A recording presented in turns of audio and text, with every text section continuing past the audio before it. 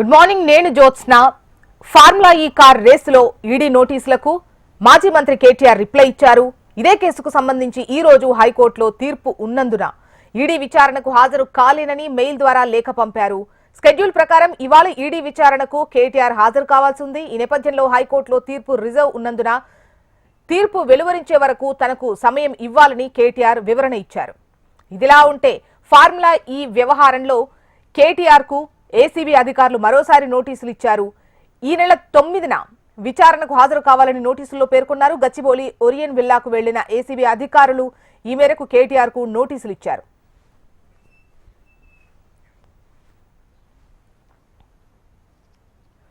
అంతకుముందు నిన్న విచారణ నిమిత్తం కేటీఆర్ ఏసీబీ ప్రధాన కార్యాలయానికి వెళ్లారు. అక్కడ తన న్యాయవాదిని పోలీసులు అడ్డుకోవడంపై కేటీఆర్ అసంతృప్తి వ్యక్తం చేశారు. తనతో పాటు న్యాయవాది వస్తే నష్టమేంటని ప్రశ్నించారు. దీంతో రోడ్డుపైనే తన స్పందనను రాతపూర్వకంగా ఏసీబీ అధికారులకు అందజేశారు. హైకోర్టు తీర్పు తర్వాత చట్ట ప్రకారం ముందుకెళ్లాలని అందులో పేర్కొన్నారు. విచారణకు హాజరు కాకుండానే అక్కడి నుంచి వెళ్లిపోయారు కేటీఆర్. ఈ నేపథ్యంలోనే కేటీఆర్ కు ఏసీబీ అధికారులు మరోసారి నోటీసులు ఇచ్చారు. ఈసారి న్యాయవాది సమక్షంలో ప్రశ్నిస్తారా లేదా అనేది చర్చనీయాంశంగా మారింది.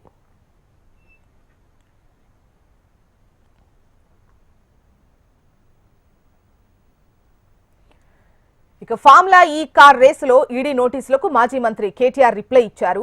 ఇదే కేసుకు సంబంధించి ఈ రోజు హైకోర్టులో తీర్పు ఉన్నందున ఈడీ విచారణకు హాజరు కాలేనని మెయిల్ ద్వారా లేఖ పంపారు. స్కెడ్యూల్ ప్రకారం ఇవాళ ఈడీ విచారణకు కేటీఆర్ వెళ్లాల్సింది. ఈ నేపథ్యంలో హైకోర్టులో తీర్పు రిజర్వ్ ఉన్నందున తీర్పు వెలువరించే వరకు తనకు సమయం ఇవ్వాలని కేటీఆర్ కోరారు. ఇక డీటెయిల్స్ అందించేందుకు మనకు అమరేందర్ రెడ్డి సిద్ధంగా ఉన్నారు లైవ్ లో. అమరేందర్ రెడ్డి, ఇవాళ హైకోర్టు క్వాష్ పిటిషన్ కు సంబంధించి తీర్పు ఇచ్చేటువంటి అవకాశం ఉంది. అంటే ఈ తీర్పు వచ్చే వరకు అరెస్ట్ చేయకూడదు అని చెప్పేసి ముందుగానే ఆదేశించినటువంటి క్రమంలో దీనికి సంబంధించి ఎటువంటి డిస్కషన్ నడుస్తోంది, ఏంటి వివరాలు ఎలా ఉన్నాయి? జోష్న, తెలంగాణ హైకోర్టులో మాజీ మంత్రి సిరిసిల్ల ఎమ్మెల్యే అయినటువంటి కేటీఆర్కి సంబంధించిన అతనిపైన నమోదైనటువంటి క్వాష్ పిటిషన్ ఏదైతే ఏసీబీ కేసు ఉందో దానికి సంబంధించి క్వాష్ పిటిషన్ వేశారు. క్వాష్ పిటిషన్కి ఇప్పటికే తెలంగాణ హైకోర్టు రిజర్వ్ చేయబడింది. అయితే తీర్పు రిజర్వ్ చేయబడడం, తీర్పుకు సంబంధించి ఇవాళ 10:30 గంటల సమయంలో ఇప్పటికే ఆర్డర్కి సంబంధించిన లిస్టులో ఉంది కాబట్టి ఇవాళ 10:30 గంటల సమయంలో తీర్పుకు సంబంధించి న్యాయమూర్తి వెలువరించే అవకాశం అయితే ఉంది. ముఖ్యంగా చూసుకుంటే ఈ తీర్పుకు సంబంధించి ఉత్కంఠ నెలకొందని చెప్పుకోవచ్చు. తీర్పు రిజర్వ్ చేయబడడం, ఆ తర్వాత తీర్పుకు సంబంధించి హైకోర్టు కేటీఆర్ కి స్పష్టమైన ఆదేశాలు ఇచ్చింది. విచారణకు తప్పనిసరిగా హాజరు కావాలి, ఏసీబీ విచారణ చేసుకోవాలంటూ కూడా స్పష్టమైన ఆదేశాలు ఇవ్వడం.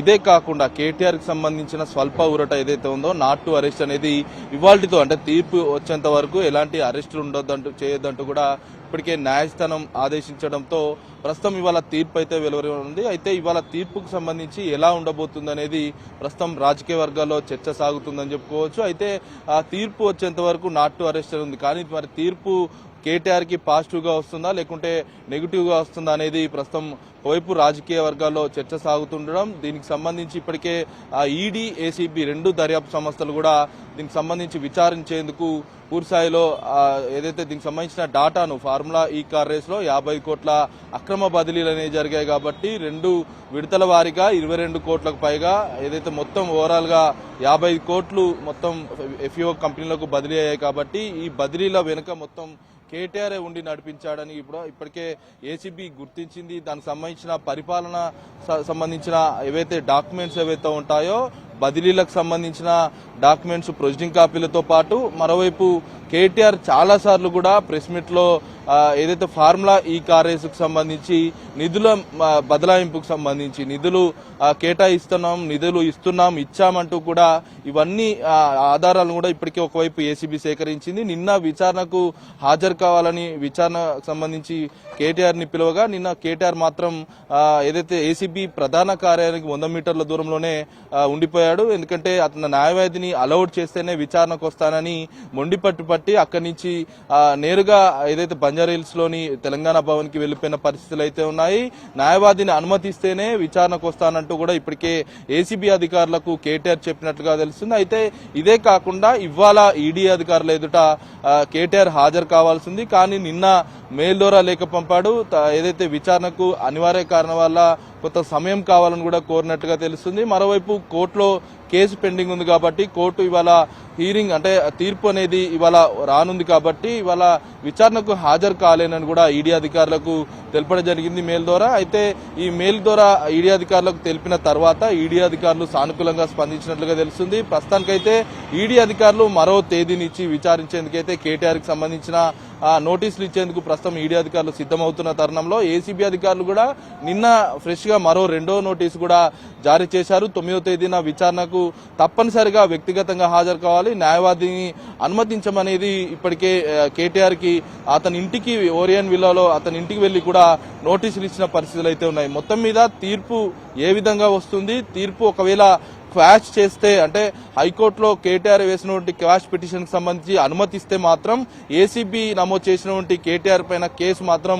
తొలగిపోతుంది. కానీ ఈ క్వాష్ చేయకుంటే అంటే క్వాష్ చేయకుండా అతను ఏదైతే దానికి సంబంధించిన పిటిషన్ ఏదైతే ఉందో పిటిషన్ డిస్మిస్ చేస్తే మాత్రం అతనికి తీవ్ర ఇబ్బందుల పరిణామాలు ఎదురయ్యే అవకాశం అయితే స్పష్టంగా పడుతున్నాయి. 10:30 గంటల సమయాన తీర్పు వచ్చే అవకాశం అయితే కనబడుతుంది. జోష్న. రైట్ అమరేందర్ రెడ్డి.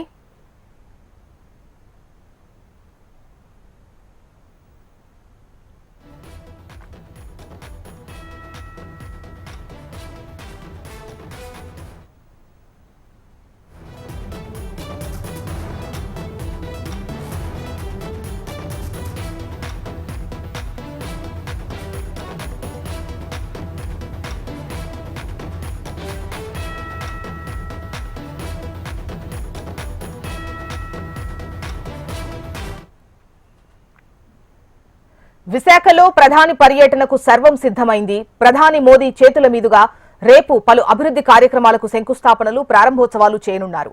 ఈ ప్రాజెక్టుల విలువ మొత్తం దాదాపుగా 2 లక్షల కోట్లపైనే ఉంటుందని అంచనా. 7 రైల్వే ప్రాజెక్టులకు ప్రధాని శంకుస్థాపన చేయనున్నారు. మరో 7 జాతీయ రహదారులు, 3 రైల్వే ప్రాజెక్టులను ప్రారంభిస్తారు. మోడీ పర్యటన నేపథ్యంలో పీఎంఓ, సీఎంఓ యంత్రాంగం భద్రతా ఏర్పాట్లను స్వయంగా పర్యవేక్షిస్తున్నాయి. 5 కిలోమీటర్ల వరకు డ్రోన్ కెమెరాలు నిషేధిస్తూ ఉత్తర్వులు జారీ చేసింది విశాఖ సిటీ పోలీస్. ఎవరైనా ప్రైవేటు వ్యక్తులు డ్రోన్ వినియోగిస్తే కఠిన చర్యలు తీసుకోవాలని విశాఖ నగర పోలీస్ కమిషనర్ శంఖబ్రతా బాగ్చి ఆదేశాలు జారీ చేశారు. నగరంలో ట్రాఫిక్ ఆంక్షలు విధిస్తూ యంత్రాంగం చర్యలు తీసుకుంది. సిరిపురం దత్త ఐలాండ్ నుంచి ఏయూ ఇంజనీరింగ్ గ్రౌండ్ వరకు ప్రధాని రోడ్ షో నిర్వహించనున్నారు. ఈ రోడ్ షోలో మోడీతో పాటు ఇటు CM Chandrababu, deputy CM Pawan Kalyan హాజరవుతారు. అయితే రోడ్ షోలో ప్రత్యేక ప్రోటోకాల్ వెహికల్ తప్ప సాధారణ వాహనాలకు అనుమతి లేదని ఉన్నతాధికారులు తెలిపారు. AU engineering ground, Siripuram road మొత్తం భద్రతా వలయంలోకి తీసుకుంది సెంట్రల్ ఫోర్స్. 3 లక్షల మంది ప్రజలు సభకు హాజరయ్యే అవకాశం ఉండటంతో సెంట్రల్ బలగాలు భారీ ఎత్తున భద్రతా ఏర్పాట్లు చేశాయి. విశాఖలో ప్రధాని పర్యటనకు సంబంధించిన వివరాలు అనురాధ మనకు అందిస్తారు. అనురాధ. జ్యోత్స్న, విశాఖపట్నంలో రేపు ప్రధానమంత్రి నరేంద్ర మోడీ పర్యటనకి సంబంధించి మధ్యాహ్నం 3 గంటలకి ప్రధాని విశాఖ చేరుకుంటారు.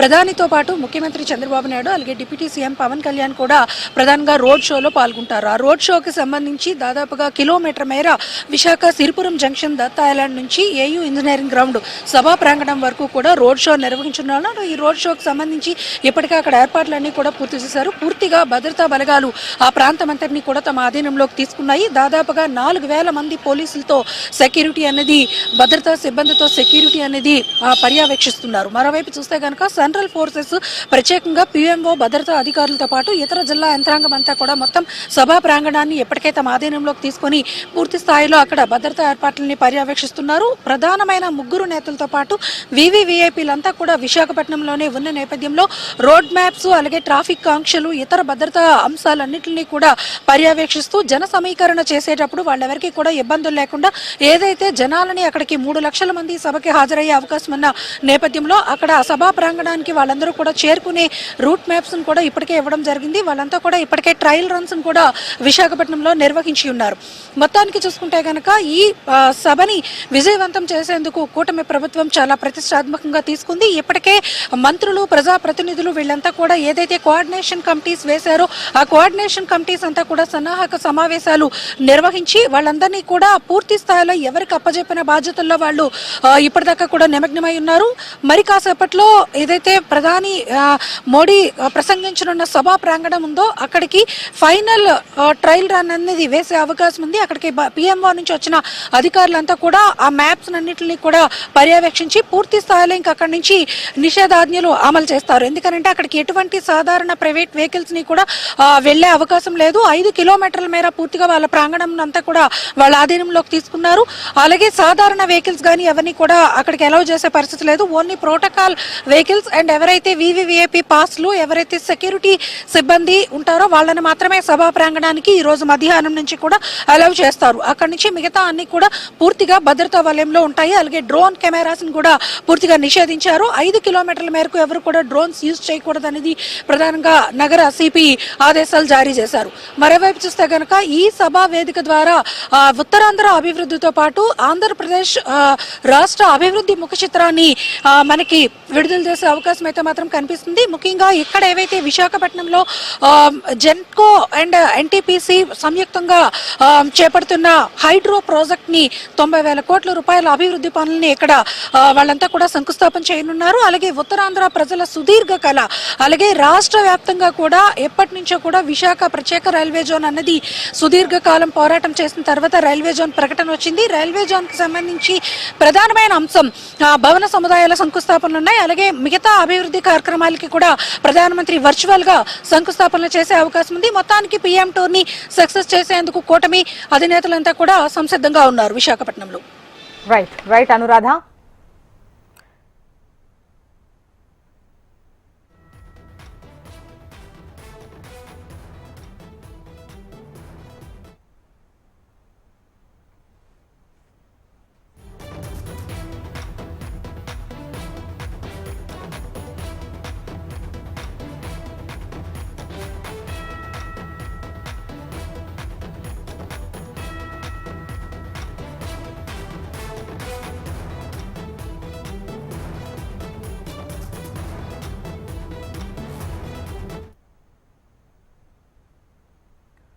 కుప్పంలో రెండో రోజు సీఎం చంద్రబాబు పర్యటన కొనసాగుతోంది. కుప్పంలోని టీడీపీ కార్యాలయ ఆవరణలో ఏర్పాటు చేసిన జన నాయకుడు వేదిక నుంచి సీఎం చంద్రబాబు అర్జీలను స్వీకరించనున్నారు. అనంతరం రాష్ట్ర ఆర్టీసీ వైస్ చైర్మన్ మునిరత్నం తండ్రి దివంగత పిఆర్ శ్యామన్న విగ్రహావిష్కరణ చేయనున్నారు. అనంతరం ఎన్టీఆర్ స్టేడియంలో పలు అభివృద్ధి కార్యక్రమాలకు ప్రారంభోత్సవాలు, శంకుస్థాపన చేయనున్నారు. శాంతిపురం మండలం కడపల్లి శివపురం దగ్గర స్వగృహం నిర్మాణ పనులను పరిశీలించి పనులపై ఆరా తీయనున్నారు. అనంతరం ద్రావిడ యూనివర్సిటీలో జిల్లా అధికారులతో సమీక్ష చేయనున్నారు.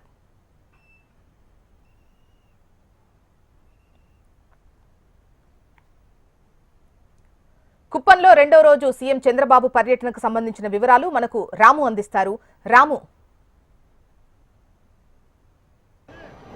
Thank you Josna. 3 రోజుల పర్యటన నిమిత్తం కూడా ముఖ్యమంత్రి నారా చంద్రబాబు నాయుడు తన సొంత నియోజకవర్గమైనటువంటి కుప్పం చేరుకున్నారు. నిన్నటి నుంచి కూడా ఏమాత్రం రెస్ట్ లేకుండా చాలా అభివృద్ధి కార్యక్రమాల్లో కూడా సీఎం చంద్రబాబు నాయుడు పాల్గొనడం జరిగింది. ప్రస్తుతం ఆర్ఎన్బి గెస్ట్ హౌస్లో కూడా చంద్రబాబు నాయుడు ఉన్నటువంటి పరిస్థితి కనపడుతుంది. ఇక్కడ మనం చూసుకున్నట్టయితే భారీ పోలీసు బందోబస్తును కూడా ఇక్కడ ఏర్పాటు చేశారు. అంటే ఎవరిని కూడా ప్రజల చేత గతంలో ఇక్కడ పూర్తిగా కూడా వినతులు తీసుకునేటువంటి పరిస్థితి ఉంది. ఈసారి మటుకు ప్రత్యేకించి తెలుగుదేశం పార్టీకి సంబంధించినటువంటి కార్యాలయం ఏదైతే ఉందో ఆ యొక్క కార్యాలయంలో పూర్తిగా వినతులు అంటే ప్రజల నుంచి వినతులు తీసుకునేటువంటి కార్యక్రమాన్ని ఏర్పాటు చేశారు. మరికొద్దిసేపట్లో కూడా ఆర్ఎన్బి అతిథి భవనం నుంచి కూడా బయలుదేరి చంద్రబాబు నాయుడు ఇక్కడ మన పార్టీ కార్యాలయానికి కూడా చేరుకునేటువంటి పరిస్థితి కనపడుతుంది. నిన్నటి దినం మనం చూసుకున్నట్టయితే భారీ ఎత్తున కూడా ఇక యూనివర్సిటీ నుంచి ప్రారంభమైనటువంటి ఆయన ప్రోగ్రామ్స్ కంటిన్యూగా కూడా రాత్రి 10-11 గంటల వరకు జరిగినటువంటి పరిస్థితి కనపడుతుంది. మొట్టమొదటిగా కూడా కుప్పానికి సంబంధించిన స్వర్ణకుప్పం 2029కి సంబంధించి యూనివర్సిటీలో ఉన్నటువంటి హాజరైనటువంటి వారందరితో కూడా పూర్తిగా కూడా చంద్రబాబు మమేకమైనారు. అటు తర్వాత కంగుంది ప్రాంతం ఏదైతే ఉందో ఆ యొక్క ప్రాంతంలో ఉన్నటువంటి సోలార్ సిస్టాన్ని అక్కడ చంద్రబాబు నాయుడు గారు ప్రారంభించడం జరిగింది. సోలార్ సిస్టమ్ ద్వారా కూడా ఎటువంటి ప్రయోజనాలు ఉంటాయి ఏంటి అనేటువంటి పూర్తి స్థాయిలో కూడా అక్కడ ఉన్నటువంటి సభకు హాజరైనటువంటి ప్రజలందరూ కూడా పూర్తి స్థాయిలో కూడా వివరించడం జరిగింది. అదేవిధంగా మూడో ప్రోగ్రాం మనం చూసుకున్నట్టయితే ఈ యొక్క రైతులకు సంబంధించి ప్రకృతి వ్యవసాయం మీద కూడా పూర్తి స్థాయిలో వాళ్ళతో మమేకం జరిగింది. అక్కడ ఉన్నటువంటి స్టాల్స్ ఏవైతే ఉన్నాయో ఆ స్టాల్స్ అన్నింటిని కూడా పూర్తిగా కూడా చంద్రబాబు వాళ్ళకందరూ కూడా వివరించేటువంటి ప్రయత్నం అయితే చేశారు. ఆ నేపథ్యంలో మనం చూసుకున్నట్టయితే ప్రకృతి వ్యవసాయం ద్వారా ఎటువంటి లాభాలు ఉంటాయి, ఆ యొక్క ప్రకృతి వ్యవసాయం ద్వారా వచ్చినటువంటి పంట తీసుకోవడం వల్ల ఎటువంటి అనారోగ్యాలు పాలు కాకుండా హ్యాపీగా ఉంటారు, ప్రజలందరూ కూడా ప్రకృతి వ్యవసాయం మీద పూర్తిగా కూడా దృష్టి పెట్టాలని చెప్పి 2029కి సంబంధించినటువంటి ప్రకృతి వ్యవసాయ ఆ యొక్క పోర్టును కూడా చంద్రబాబు నాయుడు విడుదల చేయడం జరిగింది. మరో కోణంలో మనం చూసుకున్నట్టయితే ఈ యొక్క యూనివర్సిటీ ఏదైతే ఉందో ద్రవిడియన్ యూనివర్సిటీ దగ్గర కూడా వెళ్ళి అక్కడ ఉన్నటువంటి పార్టీ నాయకులు కార్యకర్తలతో కూడా సీఎం చంద్రబాబు పూర్తిగా కూడా మమేకమైనట్టు కూడా మనకు తెలుస్తుంది. వాళ్ళకి సంబంధించి ఎవరైతే ఈ యొక్క పార్టీకి పూర్తి స్థాయిలో కూడా సహాయ సహకారాలు అందించారో వారందరికీ కూడా తాను ఎప్పటికీ కూడా పార్టీ వెన్నంటూ ఉంటుందని చెప్పారు. ఎవరైతే కష్టపడ్డారో తమ భుజాన పార్టీ పతాకాన్ని వేసుకొని ముందుకు వెళ్ళారో వాళ్ళందరికీ ఎప్పటికీ కూడా పార్టీ గుర్తిస్తుందని చెప్పారు. అదేవిధంగా మనం చూసుకున్నట్టయితే మరికొద్దిసేపట్లో కూడా ముఖ్యమంత్రి చంద్రబాబు నాయుడు పూర్తిగా కూడా ఈ యొక్క పార్టీ కార్యాలయానికి చేరుకునేటువంటి పరిస్థితి కనపడుతుంది. అంటే ఇవాళ పూర్తిగా కూడా మన షెడ్యూల్ చూసుకున్నట్టయితే కూడా రెండవ రోజు చంద్రబాబు ఈ యొక్క చాలా వరకు ఈ యొక్క అభివృద్ధి కార్యక్రమాల్లో పాల్గొనేటువంటి పరిస్థితి కనపడుతుంది. మొట్టమొదటిగా కూడా మనం ముందుగా చెప్పుకున్నట్టు తెలుగుదేశం పార్టీ ఆవరణలో ఉన్నటువంటి ఈ యొక్క పార్టీ కార్యాలయంలో కూడా ఈ యొక్క ప్రజల నుంచి వినతులు స్వీకరించేటువంటి పరిస్థితి కనపడుతుంది. అదేవిధంగా కంగుందిలో ఉన్నటువంటి రాష్ట్ర ఏపీఎస్ఆర్టీసీ వైస్ చైర్మన్ మునరత్నం తండ్రి దివంగత పిఆర్ శ్యామన్న విగ్రహాన్ని కూడా అక్కడ ఆవిష్కరణ చేసేటువంటి కార్యక్రమం ఉంది. అటు తర్వాత ఎన్టీఆర్ స్టేడియంలో కూడా పలు అభివృద్ధి కార్యక్రమాలు ప్రారంభోత్సవాలు చేస్తారు.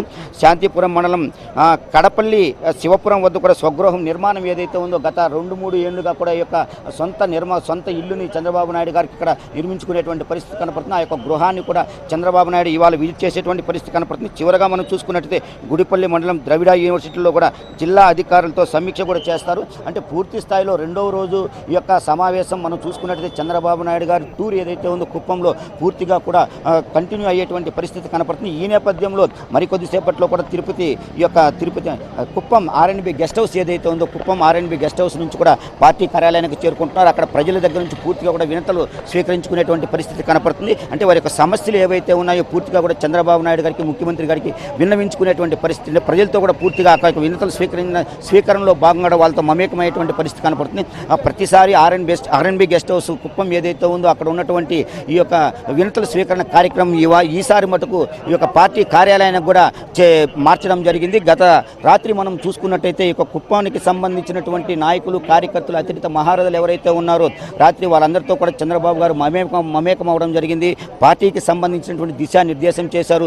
రానున్నటువంటి ఎన్నికలు ఏవైతే ఉన్నాయో పూర్తిగా కూడా వైఎస్ఆర్ కాంగ్రెస్ పార్టీకి సంబంధించినటువంటి పతాకమే కుప్పంలో కనపడకూడదు అనేటువంటి పూర్తి స్థాయిలో కూడా ఇక్కడ ఈ యొక్క నాయకులు కార్యకర్తలకు దిశానిర్దేశం చేసినటువంటి పరిస్థితి కనపడుతుంది. అయితే మొత్తం మీద మరికొద్దిసేపట్లో ఇక్కడ నుంచి ఆర్ఎన్బి అతిథి గృహం నుంచి కూడా చంద్రబాబు గారు బయలుదేరుతున్నారు. తెలుగుదేశం పార్టీ కార్యాలయానికి చేరుకున్నారు. అటు తర్వాత తన స్వగృహం ఏదైతే నిర్మాణం ఉందో ఆ యొక్క నిర్మాణాన్ని కూడా ఆ యొక్క నిర్మాణంలో కూడా పూర్తి స్థాయిలో కూడా రైట్ రాము.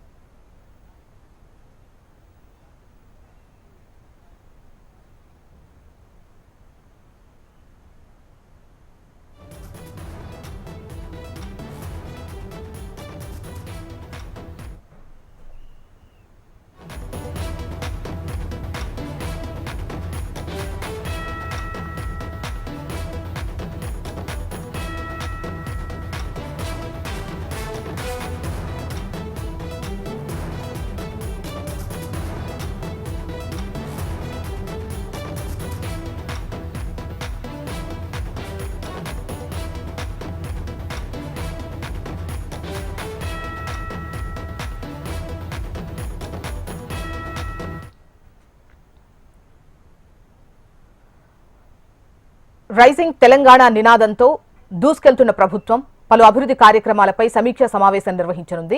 కమాండ్ కంట్రోల్ కార్యాలయంలో పలు విభాగాలపై ఉన్నతాధికారులతో సీఎం రేవంత్ రెడ్డి సమీక్షా సమావేశం నిర్వహించనున్నారు. ఉదయం 10:30 నుంచి మధ్యాహ్నం 2 గంటల వరకు కార్యాలయంలోనే పలు అంశాలపై అధికారులతో సమీక్షిస్తారు. పనుల పురోగతిపై ఆరా తీస్తారు. ముఖ్యంగా ఎలివేటెడ్ కారిడార్లు, రేడియల్ రోడ్లు, మెట్రోపై పనుల పెండింగ్ విషయాలపై రివ్యూ చేయనున్నారు. అనంతరం ప్రభుత్వం ప్రతిష్టాత్మకంగా చేపట్టిన యంగ్ ఇండియా రెసిడెన్షియల్ స్కూళ్లపై అధికారులతో సమీక్ష చేయనున్నారు.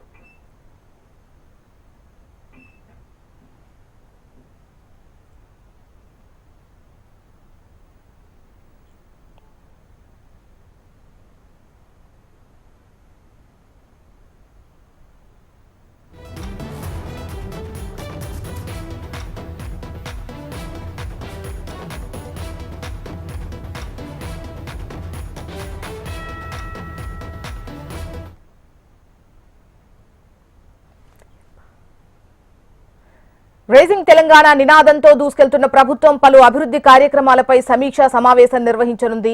అయితే కమాండ్ కంట్రోల్ కార్యాలయంలో పలు విభాగాలపై ఉన్నతాధికారులతో ఇవాళ సీఎం రేవంత్ రెడ్డి సమీక్షా సమావేశం నిర్వహించనున్నట్లుగా తెలుస్తోంది. డీటెయిల్స్ మనకు రీజనల్ కోఆర్డినేటర్ అశోక్ అందిస్తారు. అశోక్,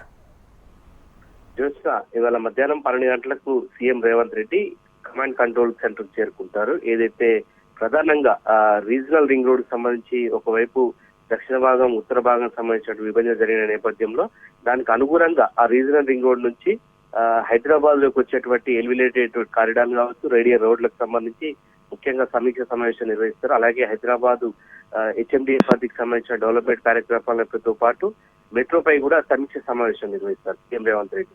ఆ తర్వాత దాదాపు మధ్యాహ్నం 12 గంటల నుంచి సుదీర్ఘంగా 4-5 గంటల పాటు ఈ సమావేశం ఉంటుంది. సాయంత్రం 5 గంటలకు ఏదైతే తెలంగాణ ప్రభుత్వం ప్రతిష్టాత్మకంగా చేపట్టినటువంటి యంగ్ ఇండియా రెసిడెన్షియల్ స్కూళ్లకు సంబంధించిన విధానం పైన కూడా ముఖ్యంగా విద్యాశాఖ అధికారులతో సమీక్ష సమావేశం నిర్వహిస్తారు. మొత్తంగా ఈ రెండు కూడా ప్రధానంగా సీఎం రేవంత్ రెడ్డి ఏదైతే ఎలివేటెడ్ కారిడార్లకు సంబంధించి కావచ్చు, రేడియల్ రోడ్లకు సంబంధించిన విషయం చూసినట్లయితే ఫ్యూచర్ సిటీకి సంబంధించి అంటే ప్రధానంగా ఏదైతే హైదరాబాద్ సరౌండింగ్ లో అభివృద్ధి కార్యక్రమాన్ని దృష్టి పెట్టి దానికి అనుగుణంగా చేపట్టే కార్యక్రమాలపైన ఇవాళ సమీక్ష సమావేశం అయితే సీఎం రేవంత్ రెడ్డి ఆధ్వర్యంలో జరగనుంది. జోష్న. రైట్ అశోక్.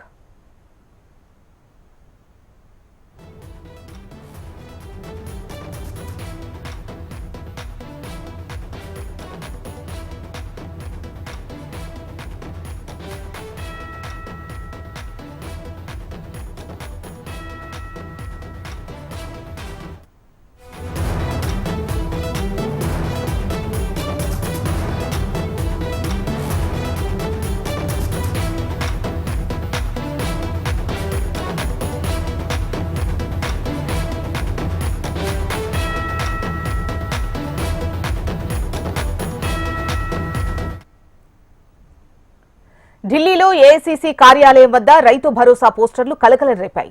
కాంగ్రెస్ అగ్రనేత రాహుల్ గాంధీ తెలంగాణ పర్యటన సందర్భంగా వరంగల్ డిక్లరేషన్ పేరుతో రైతులకు ఎకరాకు 15,000 రూపాయల చొప్పున ఇస్తామని ప్రకటించారు. కాంగ్రెస్ అధికారంలోకి వచ్చిన తర్వాత 2024 సంవత్సరంలో రైతులకు ఒక్క రూపాయి కూడా విడుదల చేయకపోవడం, ఇటీవల సీఎం రేవంత్ యూటర్న్ తీసుకుంటూ ఎకరాకు 15,000 ఇవ్వమని ప్రకటించడంపై ఏకంగా ఏఐసీసీ కార్యాలయం దగ్గర కాంగ్రెస్ రైతు భరోసా యూటర్న్ పేరుతో పోస్టర్లు వెలిశాయి.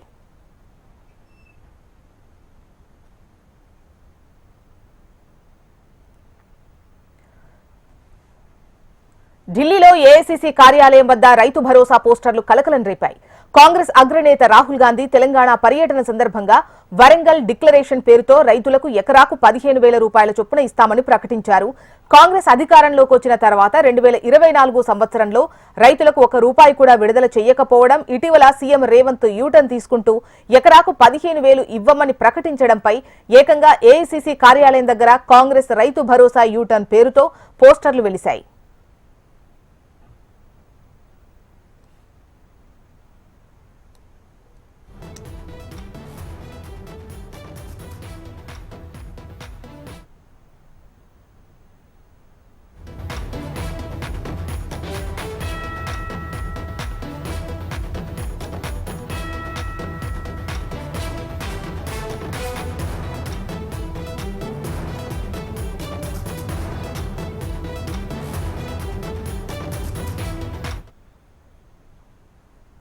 ఉత్తరాదిలో భారీ భూ ప్రకంపనలు వణికించాయి. ఢిల్లీ, పాట్నా, బెంగాల్తో పాటు మరికొన్ని ప్రాంతాల్లో ఉదయం 6:40 భూమి కంపించింది. భూ ప్రకంపనలతో ప్రజలు భయంతో ఇళ్ల నుంచి బయటకు పరుగులు తీశారు. నేపాల్, టిబెట్ సరిహద్దుల్లో లోబూచేకి ఉత్తర వ్యాయువ్యంగా 93 కిలోమీటర్ల దూరంలో సుమారు 10 కిలోమీటర్ల లోతున 7.1 తీవ్రతతో భూకంపం సంభవించింది. ఈ ప్రకంపనల ప్రభావంతో భారత్లోని ఉత్తరాది రాష్ట్రాల్లో భూమి కంపించింది. ఢిల్లీ, పశ్చిమ బెంగాల్, బీహార్ సహా పలు ప్రాంతాల్లో భూమి కంపించింది. చైనా, బంగ్లాదేశ్ లో కూడా భూకంపాలు చోటు చేసుకున్నాయి. చైనాలో భూకంప తీవ్రత రిక్టర్ స్కేలుపై 6.9గా నమోదైంది.